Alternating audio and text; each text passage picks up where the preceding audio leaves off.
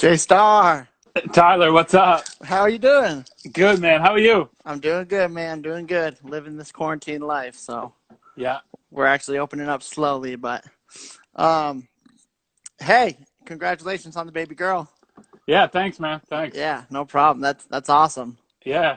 I know. Wiley was saying, yeah, I can't wait to coach her. we'll, we'll see if he's still coaching them, but Yeah, we'll see if he can stick around for a good 15, 16 years, right? yeah. Hey, man. Well, thanks for joining. It means a lot. Yeah, Um, definitely. Thanks for having me, man. For sure. I'll get this started with my little intro. I'm Yeah. Tyler Milbert. I'm here with Jay Starr, coach of Conval High School in Peterborough, New Hampshire, and this is Inside the Mind of a Coach. All right, Jay. First, let's start in your playing career, I guess. You're at Messinic. You're a 1,000-point scorer. You guys make a run for the ship, and then you head over to Riviera College to play some ball. What kind of At what point of your high school career did you kind of know you had the 1,000 points in you? Um, it's not something I really thought about too much. But I played quite a bit as a freshman and stuff, averaged like 6 or 7 points a game, and it kind of went up from there. So I kind of knew I was on the radar, definitely probably after my sophomore year when I already scored maybe, 400 points or something like that. Um, I had so many good teammates around me. My point guard did a really good job of making sure I got the ball on the post all the time. Jeff Ambrosini, so Yeah. that always helps when you have unselfish guys, unselfish players. Had another kid, Chris Alex, scored 1,000 points a year after me too. That they went to the finals too and everything. So we had a really good stretch of kids that played a lot of basketball together for sure. Yeah. Yeah, for sure. Something I've always thought about. So when I was a kid, watching you play, watching Chris Alex play, Jeff Ambrosini, heck, even Justin Alex, that was after you guys. But Yeah. the alumni game, I feel like it was always like a Conant game. I feel like the fans were so packed every alumni game. And Yeah. so at least growing up in New Ipswich, and that's kind of something that we kind of looked forward to. And I feel like as I got there, the gym wasn't as packed, if even people even came to see it. So was it as packed as I remember? Do you know? No, I think it was. I mean, I remember coming back, and a lot of us when I played in those games, I was coming back from college and stuff, so a lot of us came back. It's kind of a big night to all hang out, party, whatever it was, and kind of just chill and kind of see everybody. And I remember the same thing. A lot of fun, a lot of people in town. Yeah. It was a great time. Some of the games that when I was coaching were kind of the same way, but sometimes you had so many kids that wanted to play, it was tough for the alumni to kind of get a good team together. And in all reality, the guys that are playing, they should beat the alumni because they're ready to go. They're 18 years old. They're ready to rock and roll, know. So it's always a good sign when the team beats the alumni, in my opinion, for sure. Yeah. Oh, yeah, for sure. And, it's going to hype the high schoolers up just to get back at them. So. Oh, yeah. Definitely... Especially the guys that just graduated and they played with a couple years before. Right. That's pretty special for them to play together. Oh, yeah, for sure. So Riviera College, you played there for 4 years? Yep. How was that experience, and what made you choose Riviera College? What made me choose Riv was, I went on a couple visits there and stuff, and some guys that played Division III that I played against when I was younger were like juniors and seniors there, that I kind of looked up to them and thought, wow, this is something I could really be part of.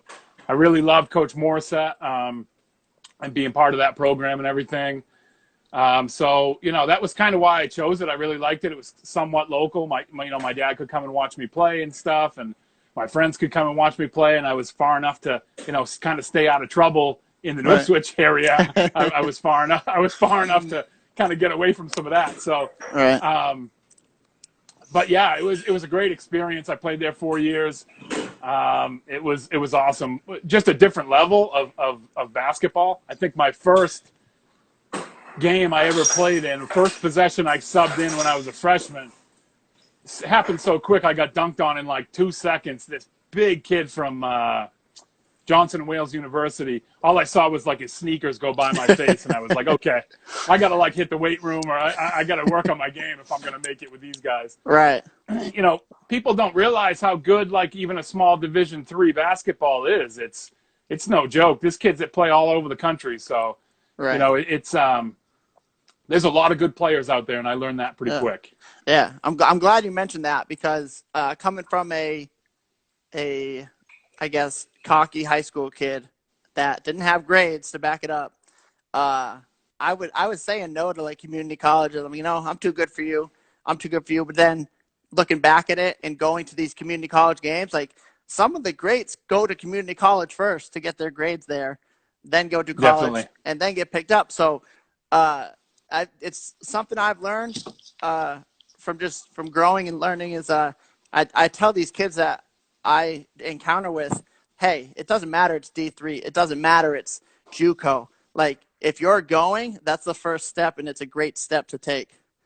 No So, doubt. No doubt. yeah. So I'm glad you mentioned that because I attended some Daniel Webster College games. I'm like, oh, I could walk on here, and then I watched the game, and I was like, these kids can ball. Like, get out of here I thinking tell you can walk people on.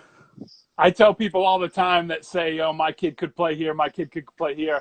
I said, "Well, go sit front row at a Riviera or a DW game, something like that, and you tell me that your kid is at this level." You know, and Right.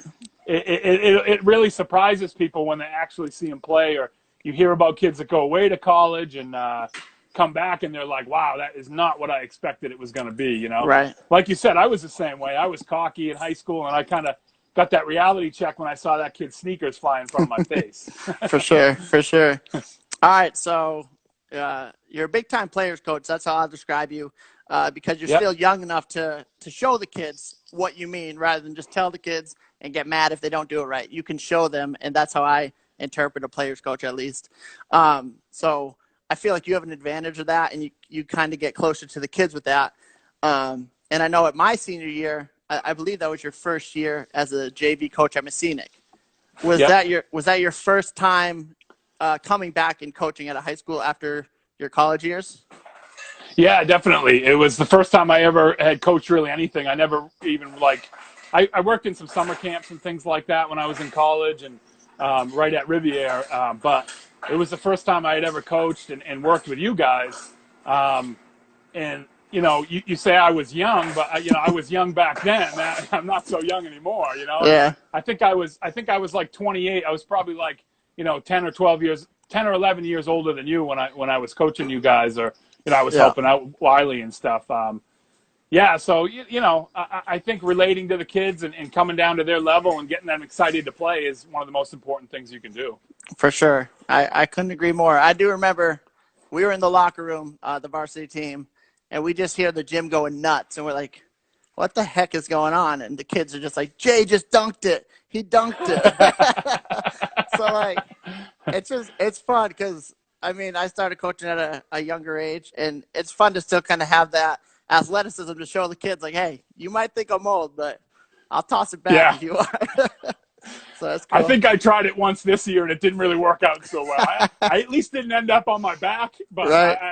the ball didn't go down. That's All for right. sure. Hey, that's always a plus, though. Landing on feet. Yeah. Hey, so after Coach Billings left, I know you took the head spot at Messinic. And personally, I believe I was in Arizona. No, I wasn't in Arizona at the time. I was still there because my brother played. But actually, you might have not coached. You might have still been the JV coach at Messinic when my Yeah, brother was there. I coached with Kevin for 2 years Kevin, that's after. right. Yeah. Kevin took Yeah. over.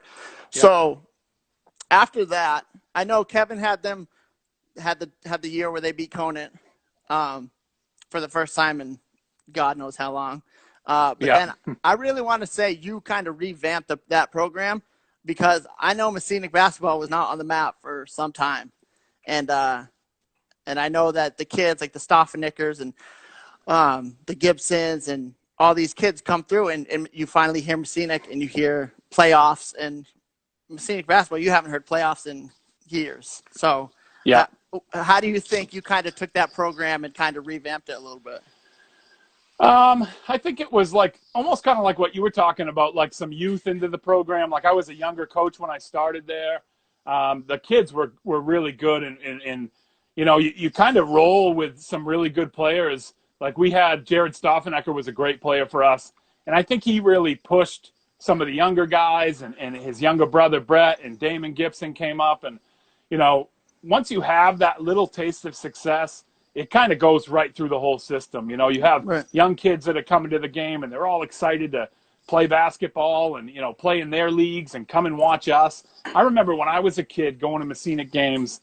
I was probably fifth, sixth grade, going up there with my dad and thinking these guys were like superstars. Right. Like so that really kind of trickles down through the whole program. And I think we had a couple years of success, and it was a good sign when when I started, like you said, we beat Conant the first time in 20 years or something like that. Yeah. And we were selling CDs, and everybody's all happy about beating them, and then a couple years later we beat them twice, and we beat them.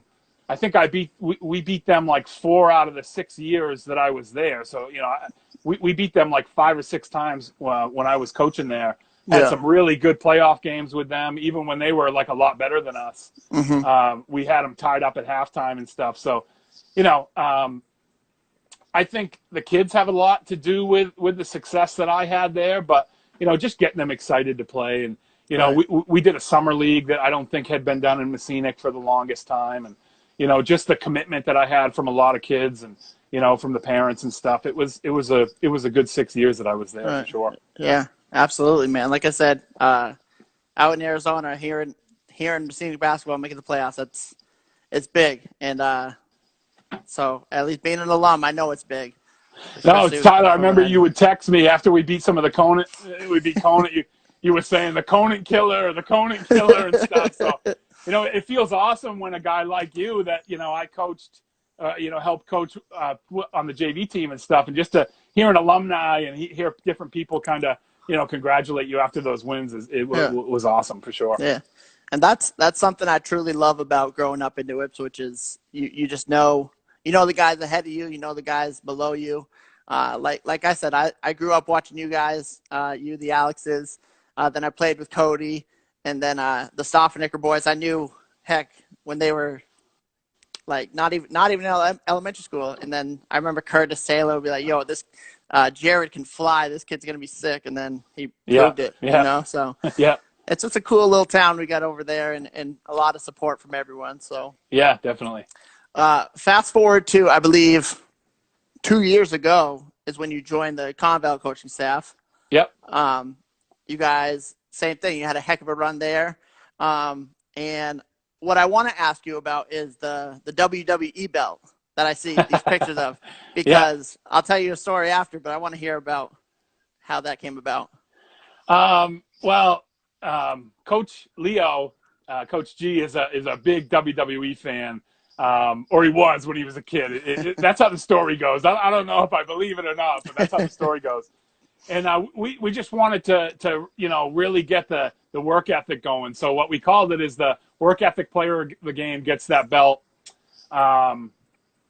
So we had guys really striving for it. At the end of the game, we always did a picture with it. It's been 2 years. It's been a pretty good thing. I got it one time, and the kids insisted that I got it. I was kind of like, come on, yeah. I actually was the head coach of the game. Coach G was out. He was at his daughter's senior night, and Okay.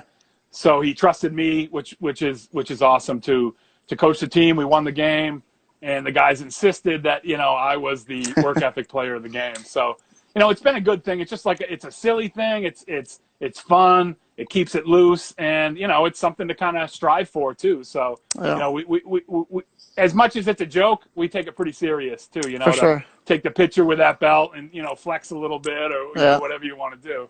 Yeah. Well, so mentioning that, having seen that, so I coach JV volleyball out here in Arizona, and then assist with the varsity program. So I've seen a picture of you with the belt, and then I kind of looked into it and I saw the players with the belt, and our mascot is a colt. So I was thinking, what could be what's something funny, like you said, something stupid funny that we can be loose with, and I remember like Yeah. the little ponies the pony heads on a stick, like growing up. Yeah, yeah. So I looked it up on Google and saw that they were at a Bass Pro Shop. So I buy one, I bring it to the coach, and I was like, hey, what do you think about this? And then I kind of explained. I said, I think this is kind of what they're doing over there. And so we brought that into the program. Same thing. It's kind of like who's the all-around best player of the game, both player-wise, teamwork-wise, and like attitude-wise. It's not just who had the most kills or whatever. It was all-around Yeah. best player. So, and Yeah. we've been Yeah. we've been doing that for 2 years now as well. So I Nice. always I always Nice. tell him, I say, hey, this is a coach of mine from back home that started it, so I kind of want to bring it out here because it looks awesome. Yeah, yeah. So And like you said, it's just fun. It's fun. It yeah, keeps it loose a little bit, and it's really something to strive for too. for sure. Like you said, we keep it for like a work ethic thing. But somebody gets 35 and 20, they're probably getting that thing no Right. matter Oh yeah, what. for So sure. Oh yeah, for sure. Yeah, but hey, so okay, this year obviously COVID hit, and you Conval basketball were in the championship game. Messinic was also in the championship game. I'm hoping to talk to their coach soon, Brandon Keir. yeah. But you guys, so you're in the championship game. It's scheduled. It's on. Next thing you know, they just cancel it. Yeah, we were actually not quite in the championship yet. Division III was a little ahead of us. We were Oh, we were okay. in the quarterfinals, getting ready to go Friday night. So we were the number one seed. We got the first round bye.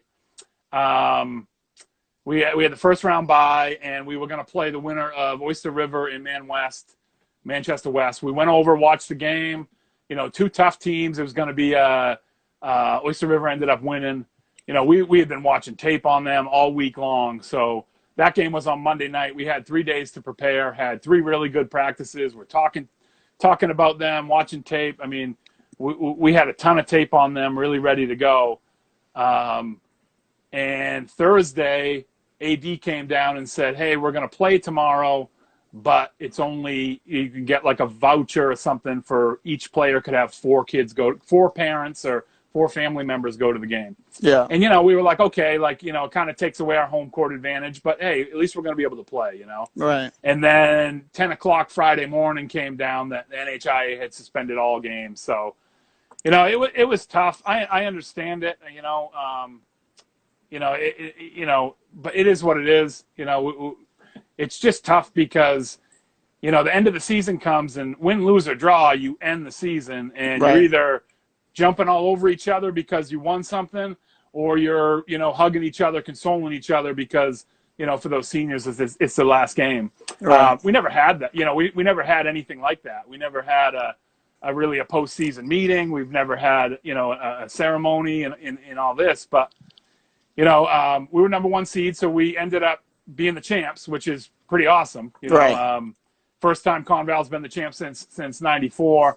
It's just a weird feeling because we haven't been able to celebrate with each other. Right. we FaceTime and we text and we do all these things, and we're still the champs. We're Right. happy about that, but the kids never had that moment. Us coaches never had that moment to kind of celebrate and hug on each other and get crazy and Right. go for a couple drinks with the coaches. We can't even do that, Yeah. So Oh yeah. so Oh, yeah. that was the hard part. Like I said, I understand it, but it was it's been hard not to even see any of those guys or Right. even the coaches or anything. It's been challenging for sure. Yeah. Yeah, man. Okay, so I didn't know that. So you guys flat out won the championship, and unlike Division III where they ended up having co-champions. No, Bo and us are Bo's a co-champion with us. Oh, okay. So you did. They were coach. they were 17-1 and we were 17-1. Okay. We had the tiebreaker over them, but they ended up giving it to both of us. Okay. Yeah, it's still something to celebrate. I mean, obviously it's tough not playing it and not taking on your own and saying, hey, we were the champions this year. But at the same time, they're still getting something for what they fought all season for. So yeah, no doubt, no doubt. It definitely shows. And that's another thing I was going to ask you. Have you guys been able to see the kids, talk to them in a group, and obviously you mentioned that you haven't. So if you had the kids in front of you right now, if any of the kids are watching, what would something you'd want to say to them be? We've had a little bit of time to like Zoom and things like that. We did a pretty good Zoom session last Saturday, and we did one this past Saturday. I would just tell them, especially for the seniors, congratulations and look what you've done. We lost 2 games in 2 years, or Right. 2 regular season games in 2 years, 1 home game in 2 years. Like this group of seniors, I think there was 6 of them, should be really proud of what they did and where they've brought Conval basketball. Mm-hmm. I think the coaches have been great, but coaches are only as good as their players, in my opinion. And Yeah. you can coach them and coach them, and you got to get your players to buy in, which we did. And they're a great group of kids. These seniors are going to go great places, and there'll be a time where we can hang out and and kind of celebrate this, and Yeah. you should be proud. You should be really proud of yourselves. Yeah. And they should. And I've been telling my guys, like, hey, you got my number. If you guys need anything, get at me, and dinner on me next time I see you, because Yeah, uh, yeah, it's definitely a tough feeling. Like you guys, so we were 3 games in, one tournament in, but you guys like had the whole season, and then to like stop it at like the semifinals championship, it's like I don't know what's harder. I mean, it's all yeah. I hard, know. but having B right there, uh, it's a killer, man. But Yeah, it was tough. It was definitely tough. uh, what would your advice be to oncoming freshmen for the Conval program? They should be living basketball is a mistake, in my opinion. Yeah. We had Mather Kipka, who was an all-state player for us. He was number 2 in his class, really smart kid, was an all-state goalie in soccer. We had a state championship runner in Del Bonsuanane.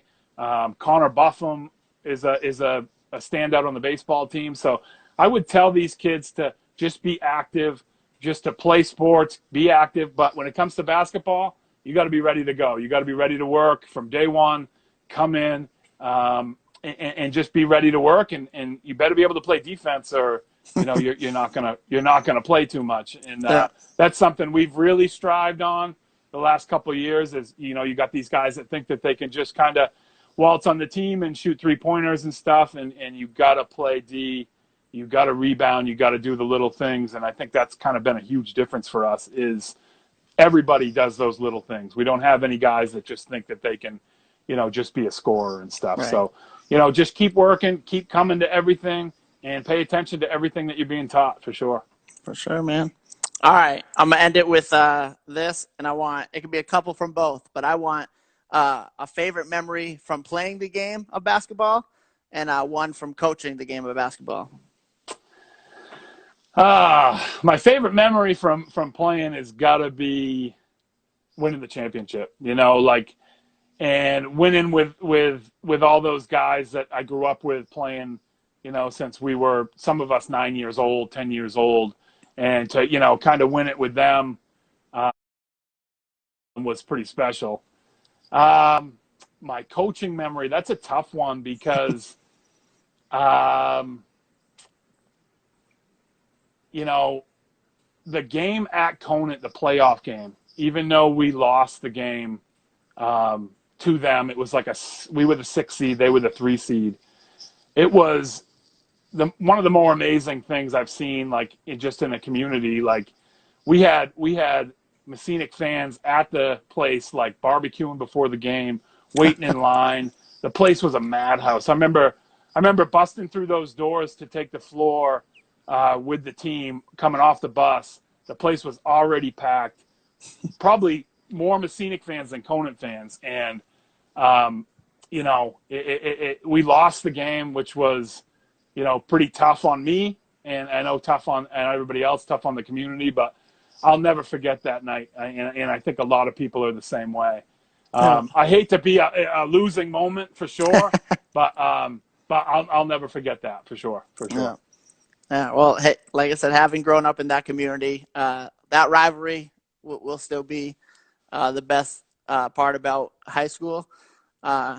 especially basketball. Obviously, when you play them in anything else, it's still a good showing. But the basketball games, there's nothing like it. So Yeah. I understand it was a loss, but I can 100% see where you're coming from, where it was one of your favorite memories. So I mean, we that's had we awesome. had we had Sam Main up on the stage in like a little skimpy bikini, like American flag, red, white, and blue. Like it was a madhouse in there, and it was a lot of fun. You know, I think everybody in town was there. Everybody from Jaffrey was there. It was one heck of a night. For sure, man. All right, Jay. Well, I appreciate you for joining me. It's good Yeah, talking to you. Good seeing you.